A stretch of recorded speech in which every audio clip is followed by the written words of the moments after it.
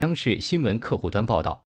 近日，天津东江港区看海轩小区接连出现8名新冠肺炎病毒感染者。针对这起疫情，在今天天津市举行的第155场新型冠状病毒肺炎疫情防控工作新闻发布会上，天津市疾控中心副主任张颖公布了该小区病毒追溯结果。经过视频调查，最终发现第一例检测出新冠病毒核酸阳性的王某，在电梯内并未佩戴口罩，并出现咳嗽、打喷嚏的情况，最终导致病毒在小区内传播。11月9日，感染者王某的公司组织他去进行核酸检测。早晨，王某首先进入了4号楼的电梯，他在电梯里不戴口罩，还在里面咳嗽。跟他相隔不到2分钟的时间，1分55秒，康某一家3口走进了电梯。咳嗽会产生飞沫，飞沫长时间在空气里面会沉降，但是1分多钟飞沫是沉降不下去的。这么短的时间，康某一家进入到电梯之后，